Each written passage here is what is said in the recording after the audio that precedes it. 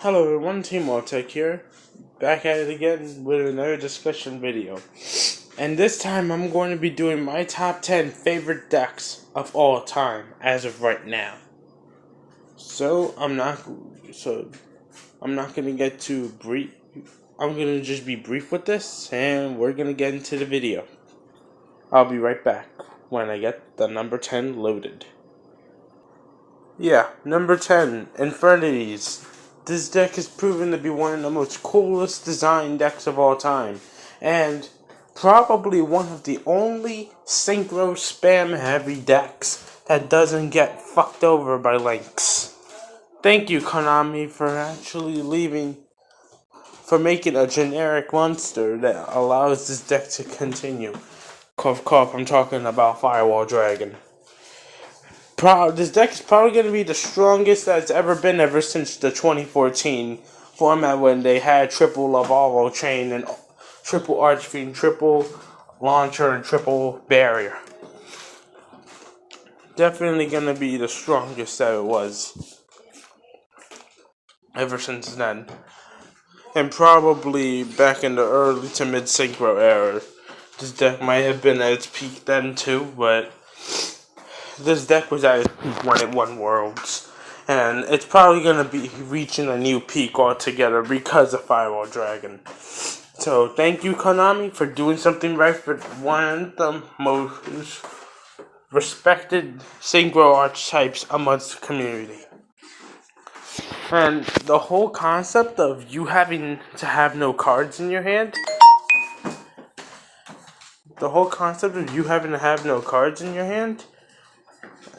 it's just amazing altogether. It's just so unique. This is the only archetype that I know that does this, where you have to have no cards in your hand. And it's a very unique playstyle in comparison to most other decks that we know today. So, let's give a shout out to Infernity for being the most creative, innovative, and interesting competitive Tier 1 archetype to ever exist.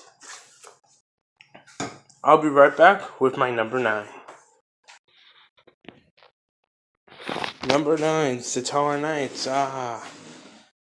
Man, this deck, yet again, is an extra deck malign deck, and to most of your surprise, this deck doesn't actually get screwed over by links because it only needs that one extra monster zone in order to make tripper and bounce your entire board back into the Stone Age.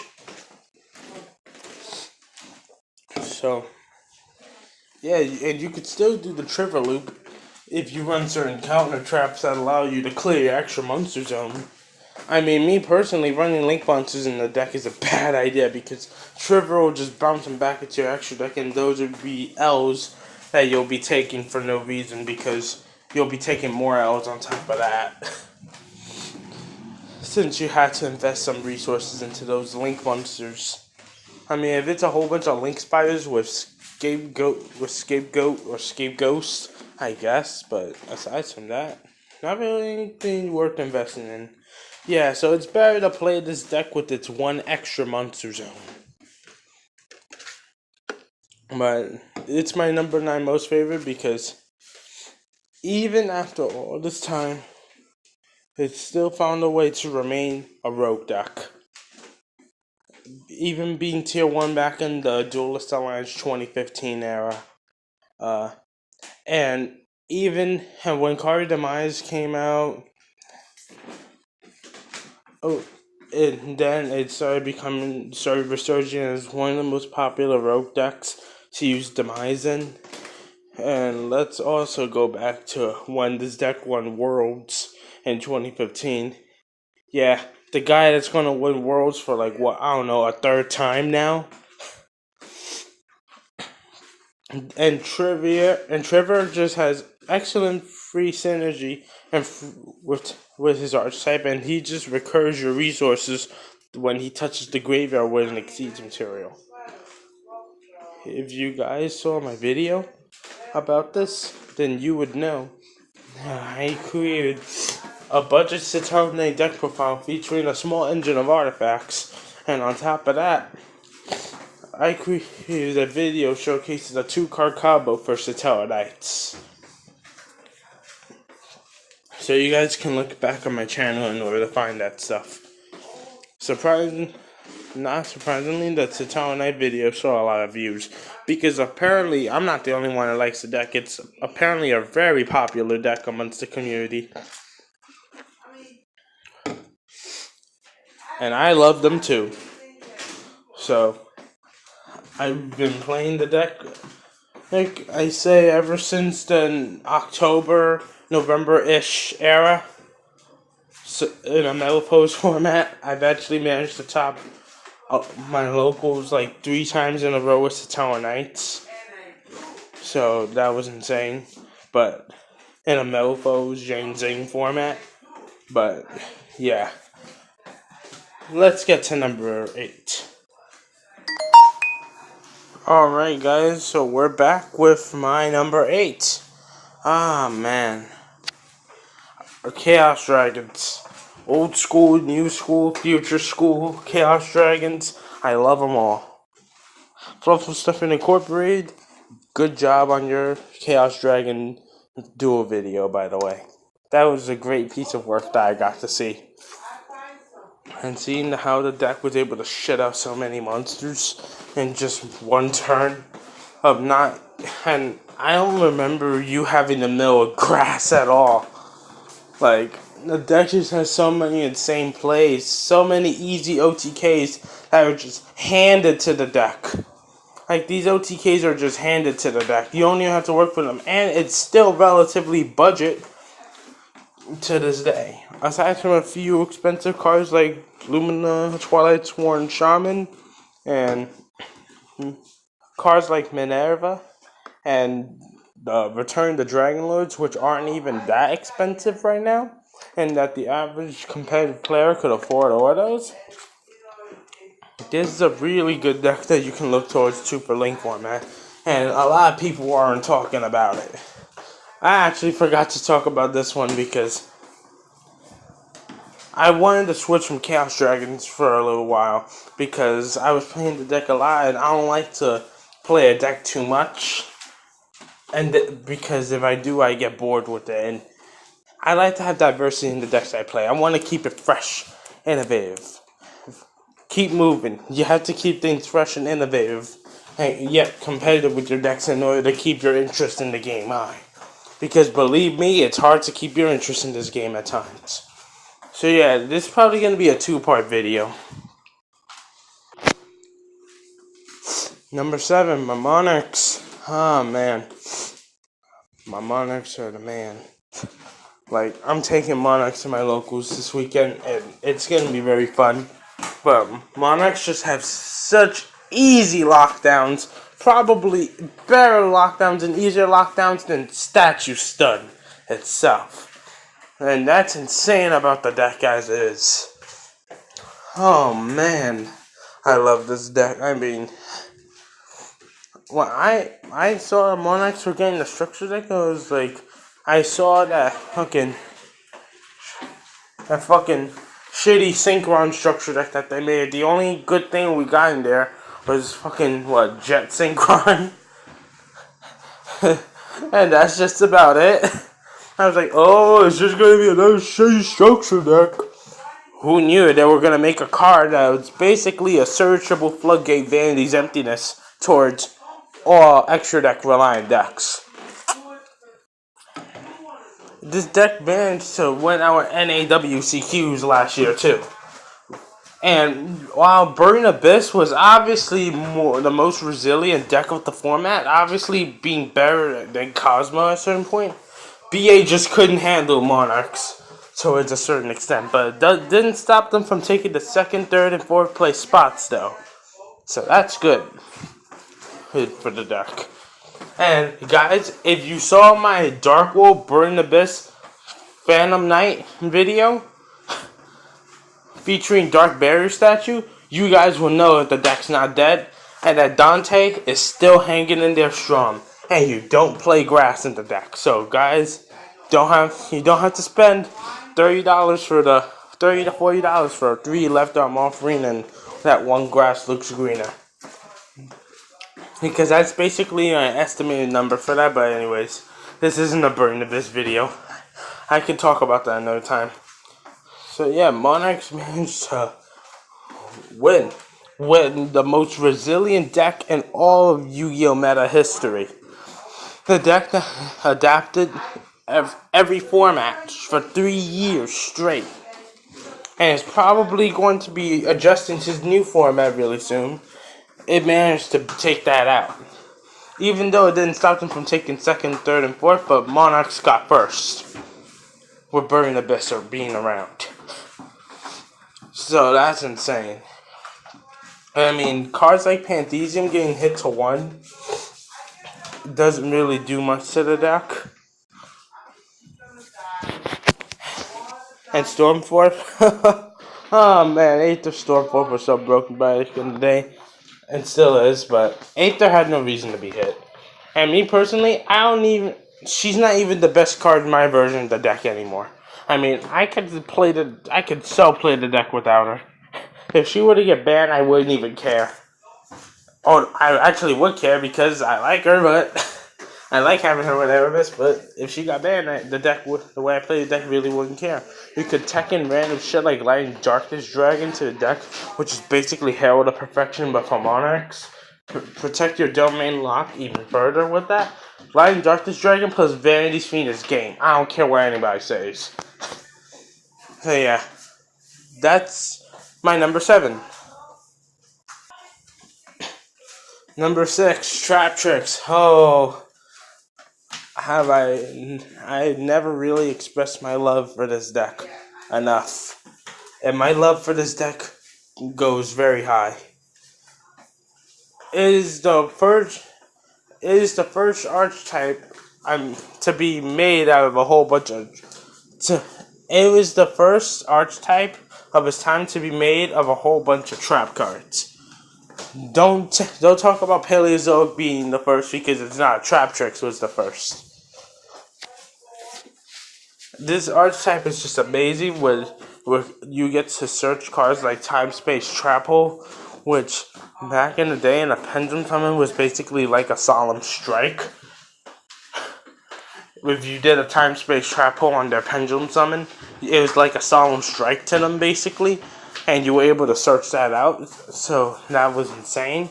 Trap Tricks had insanely good matchups against all Pendulum decks at a certain point. And its most crazy this most crazy variant with this is with the artifacts in the hands. Hands artifacts, Trap Tricks. My most favorite variant of the deck, which I will profile eventually for you guys when I get the new Trap Tricks monster in real life. I need to get the new Trap Tricks monster and the new Trap Hole card. But funds are limited, so I have to stretch money out in order to invest in that stuff.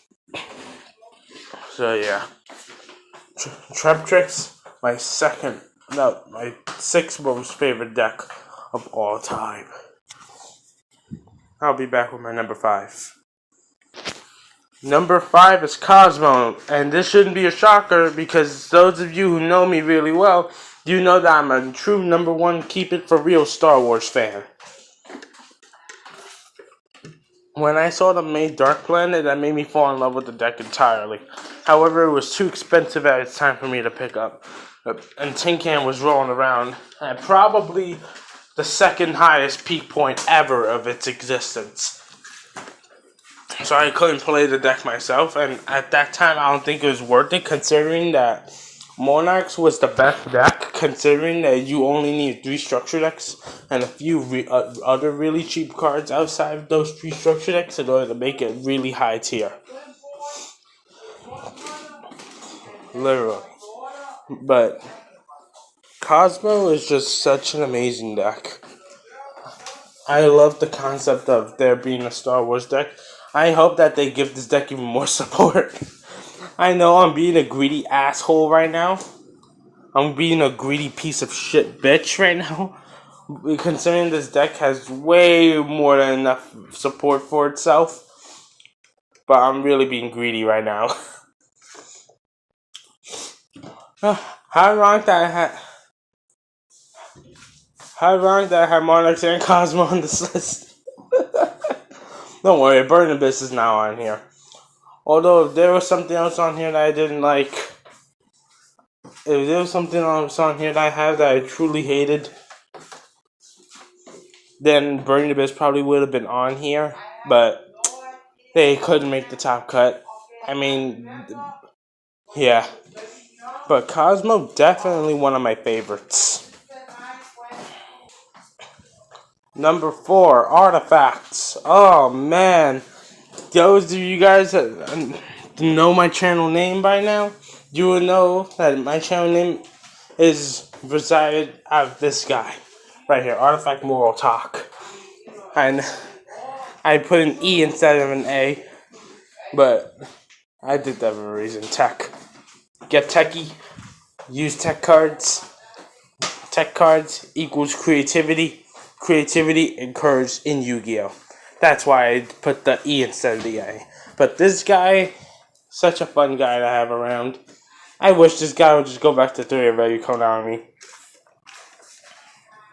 Definitely one of the most fun decks in its prime that I've ever had to screw around with. And you can splash artifacts into anything, and they could work.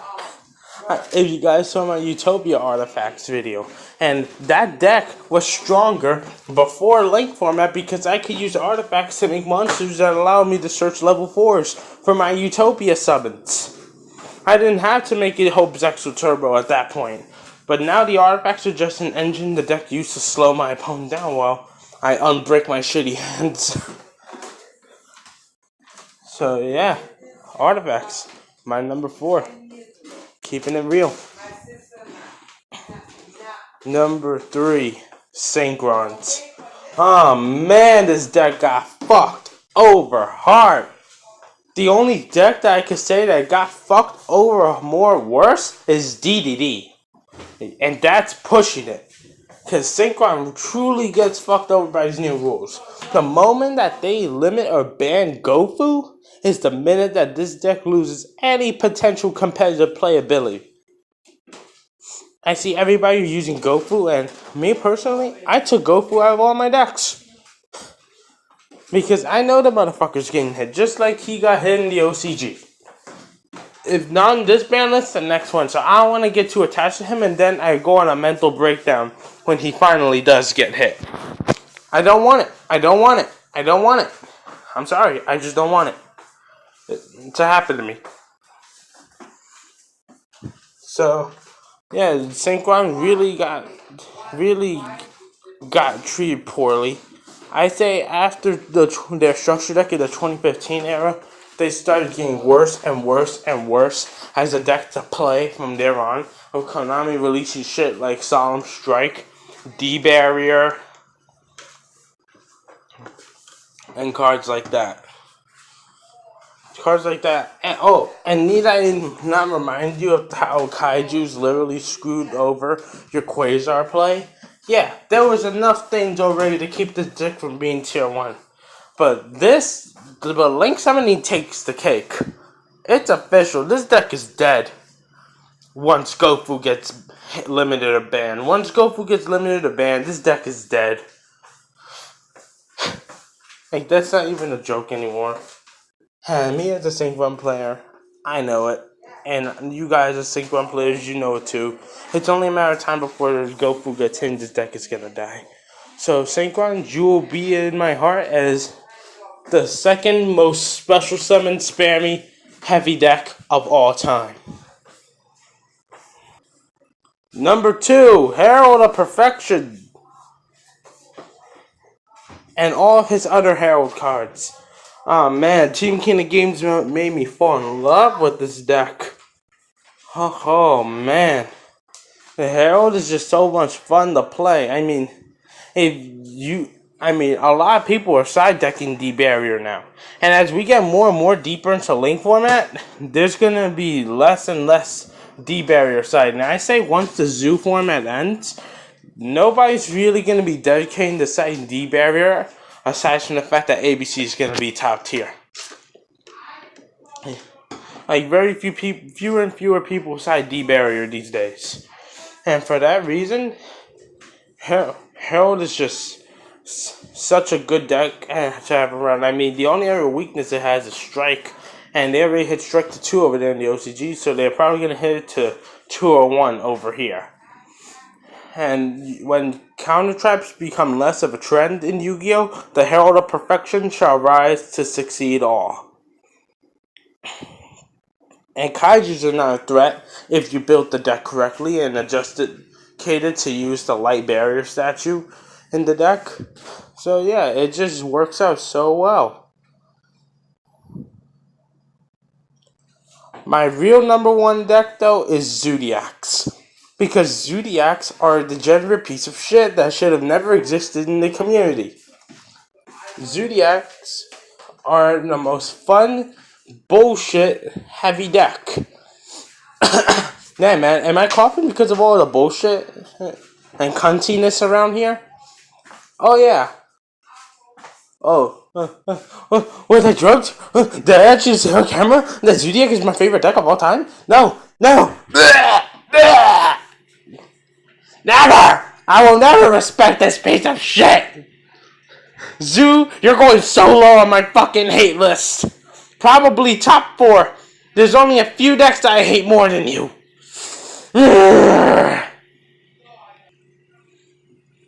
Now we got past that ear rape. My real number 1 is Lightsworn. Oh, I'm in love with this deck. I have so many fan service pictures of Lumina Lightsworn Summoner. Oh man, she looks so hot in this image right now. But the archetype is just so much fun to play. And it's the first deck to ever emphasize on milling cards. The first deck. It does it so well, so efficiently, and Lightsworn is still relevant to this day. Lightsworn has endured and survived for 13 years. All the way from back when it won Worlds in 2004. The deck has persevered into over 100 different variants from that time to 2017. This is my favorite deck of all time and will always be my number 1 favorite. Nothing's gonna change that. If Konami decides to hit Lightsworns for some fucking reason, I mean, I know I have Cosmo, Monarchs, and Heralds, but if Lightsworns are out, then I'm fucking out. It's that simple. If Lightsworns get hit, then I'm fucking out of the game. Because Lightsworns have no reason to be hit whatsoever. It's a very fair, respectable deck. Very. Unlike some of the zombie variants I've seen in the deck where people don't even fucking use the pure Lightsworn engine like they're supposed to. I see people running fucking Wolf and Raid in the deck. And seeing that non-creative net decking variant of zombies actually got top 32, I was happy, but at the same time I was kind of pissed off. Just because net decking is not anything that I like. And it wasn't even a pure Lightsworn variant, so yeah, I didn't really care that much. But I cared when I first saw 60 cards. I was like, oh shit, this is cool. It actually made top 32. And I saw the deck list, like, nah, I'm good. But yeah, Lightsworn's my number 1. If you have any fan art of this girl right here that you can do for me, email that shit to me, and I'll do a free YGO Pro video request for you. Or a free video request for you guys in general. That involves, like, say, a discussion or YGO Pro dual deck and profile replays. If you guys have some sexy fan art of her, I'll do any of those types of video requests. And I'm going to type it into the description below. So yeah, I hope you guys enjoyed this video. Oh man, I love Lumina so much. I hope you guys enjoyed this video. This is T-Ball Tech signing out. Have a good day. Peace.